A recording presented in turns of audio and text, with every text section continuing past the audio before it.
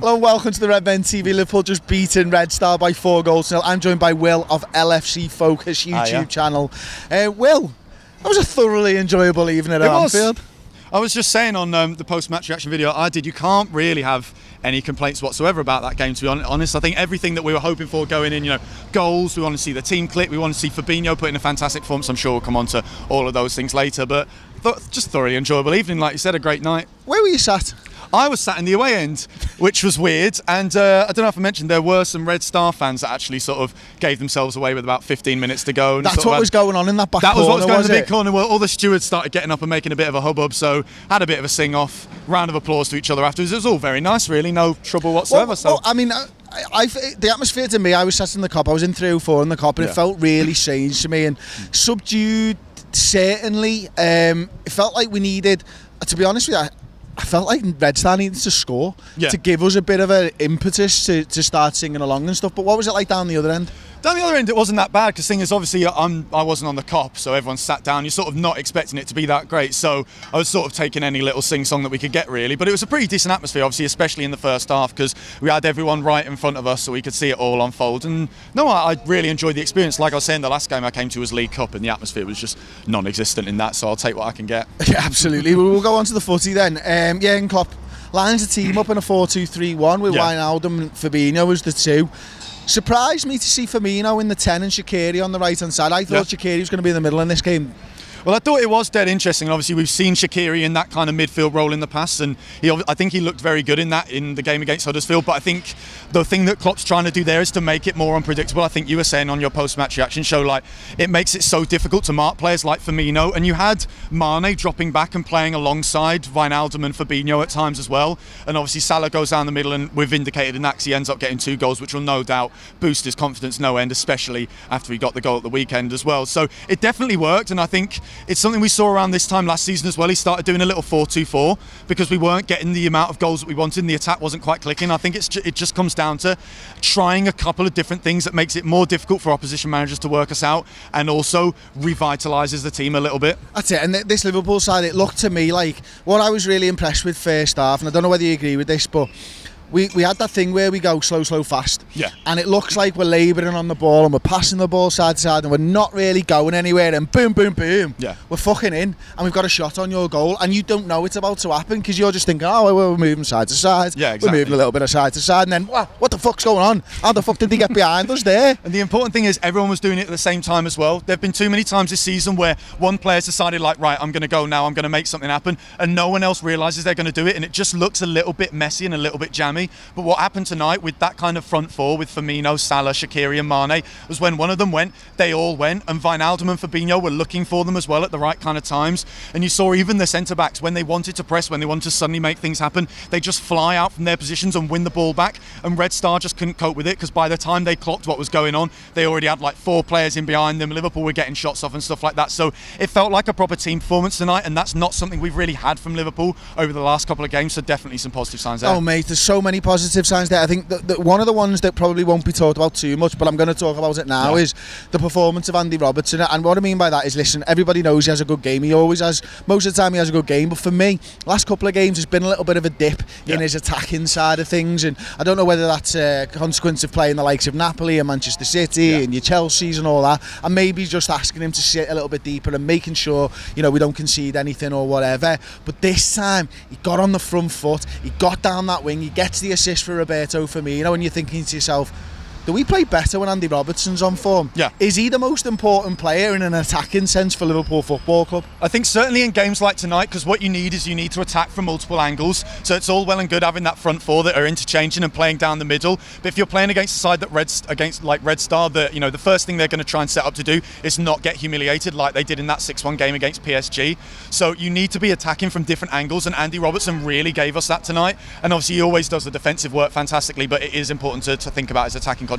And his delivery as well was absolutely fantastic. It had pace, it was putting Red Star on the back foot and causing problems for them, and it meant that all those players who were playing in that front four, they were getting the delivery they needed to try and create chances in the box. So I thought, Andy Robertson was absolutely ace, and possibly a man of the match today as well. Oh mate, for me, another guy that I want to talk about is Fabinho. Oh yeah, I think we knew coming into this game that it was likely that he was going to start, and you look at it and you think to yourself, the pace this might suit Fabinho. this might be better for him. Get him integrated into this side, get him used to playing alongside someone. I think it was a stroke of genius to play him alongside somebody and not that 6 on his own. But then what happens is when they're attacking, when they're attacking, Fabinho showed his worth. We haven't got a player like Fabinho in a defensive sense in the midfield who can make a tackle like that. 7 of 9 tackles successful tonight. You don't see Liverpool players making tackles. Jordan Henderson doesn't make tackles. He relies on his ability to read the game, try and intercept the ball. Fabinho stands up there, long leg, out, gets the ball, and we're starting. But it's not just that, it was his passing. It was a superb performance from him there, wasn't it? The thing is, he did what Klopp wants from a number 6, and I feel like the problem was earlier on in pre-season, everything like that, he was doing things that maybe another manager might want from their defensive midfielder, but the thing that Klopp wants is he wants someone who not just can read the game but can charge forward. And you saw a couple of times, and I think his confidence was something that really stood out today, especially for someone who's been in and out of the side an awful lot and hasn't necessarily he's got the backing from the manager. He's got the backing from the manager to come good eventually, but the manager's basically said that he's not quite ready yet. And no, I thought he played with great confidence, and he gets in those kind of fouls that you want from your defensive midfielder occasionally, the kind of thing that Lucas Leiva did, where Red Star, they could have had a couple of counter-attacks tonight, they could have caught us out a few times, but what happens is Fabinho just dives in, nearly gets the ball, so the referee thinks, oh, it's fine, it's not a yellow card or anything, but he does chop him down, he does slow that counter-attack down, so I thought Fabinho dead good tonight. But I just want to draw attention to how much of a consummate professional Will is here. You won't hear it because our mics are dead good. There is literally someone screaming from a car down there. You can just about see him. Absolutely superb. And it's so difficult to carry on talking when someone's screaming down your ear. And I'm having to do it now, to be perfectly honest with you. But Will did absolutely brilliantly there, so well played to you, mate. Okay, one of the things I want to talk about, and I can't believe I've not mentioned this in my post-match, and maybe you mentioned it in yours, Fel FC Focus, but the referee, I mean, if there's ever a reason away fans are allowed in a ground, maybe today would be the example, because I'm not sure how Mane gets a penalty first and foremost.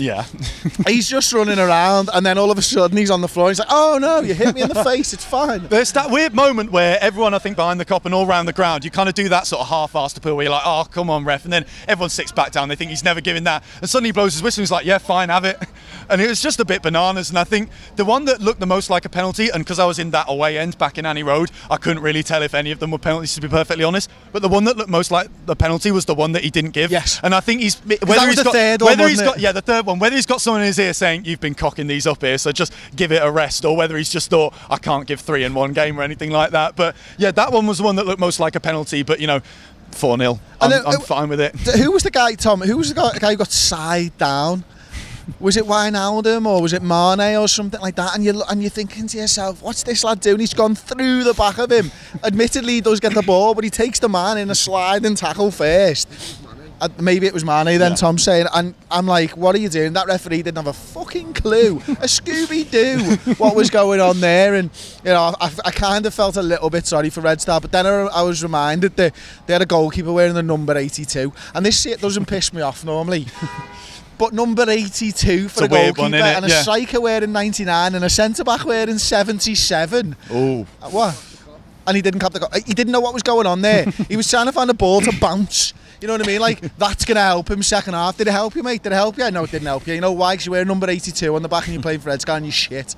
That might come back to bite me on the arse next week, in a couple of weeks' time. Who was some of the standout performers that we haven't talked about for you then, Will? Well, I think Wijnaldum alongside Fabinho, you know, and like you said, it's very clever playing him in that too, because it just takes a little bit of a burden off Fabinho, and also Wijnaldum's played so good in that defensive role. You almost don't want to waste him going forward, and you also don't want him sort of getting in the way of players like Shaqiri and stuff like that. But I thought the thing with Wijnaldum now is that we're just so used to those fantastic performances from him. We're used to him being one of the best defensive midfielders in the world at the moment. I'm not going to say in general, because obviously it's only been a few months or something like that. But I mean, he's been playing incredibly well, and he does everything again that Klopp wants from his defensive midfielders. You want them to be busy, bustling about, always getting the ball, always looking to play it forward as well and start attacks and stuff like that. So no, I thought Wijnaldum was absolutely fantastic, and there's a very good partnership there between him and Fabinho that I would quite like to see again in the next few games. And then another guy guy who's come into the side last couple of weeks, brought in the summer, Xherdan Shaqiri. I mean, he gets an assist for Mo Salah again. Lovely little flick, and he's involved in the build-up play. I think somebody else tries to flick it to Shaqiri a little bit earlier on, but he gets that ball from Wijnaldum, flicks that into Mo Salah, touch later, it's on his right foot, back of the net, and you're thinking to yourself, that's absolutely superb by Shaqiri again. He's the guy who plays Andrew Robertson in, for Robertson to cross to Fabinho as well, and he's able to play that right-hand side, but do what Mo Salah's been able to do, and do what Mane's able to do on the other side, and that's float across the line, find those little pockets of space, look for them, find them. But his final ball, that's what's really impressed me over the last couple of weeks.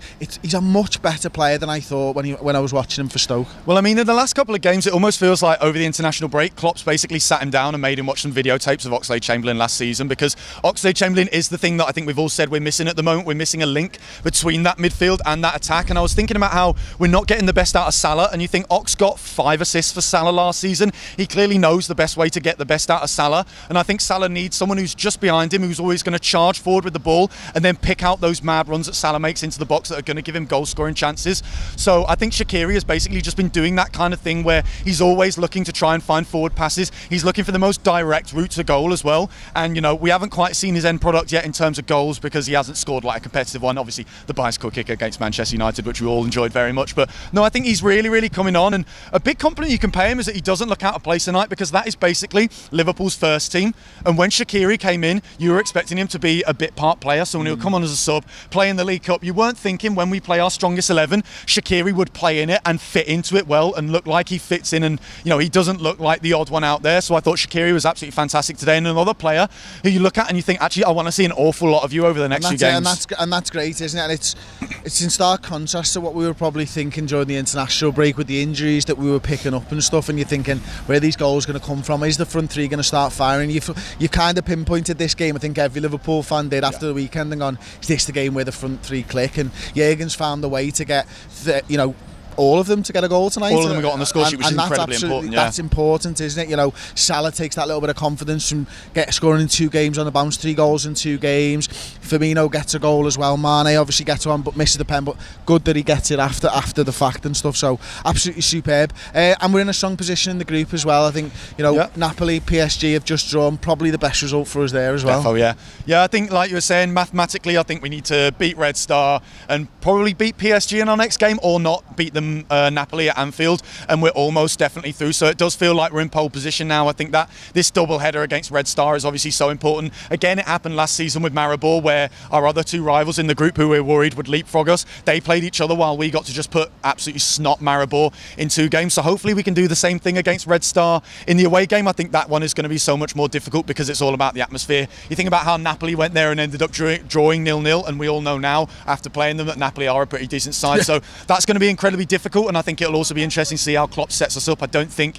it'll be quite as attacking. I think maybe we do go back to the 4-3-3 for that game, but I think the fact that we've got the all of the front 3 firing now, and all of them look like players who are now capable of changing a game. You know, if we started one of them against Cardiff, you wouldn't be worried, and you think I'd rely on him to get the goal that changes the game for Liverpool. So we are putting ourselves in a better position now, and I think we'll be absolutely fine. There you go. That's our instant match reaction. We both think we're going to be absolutely fine to get out of the group.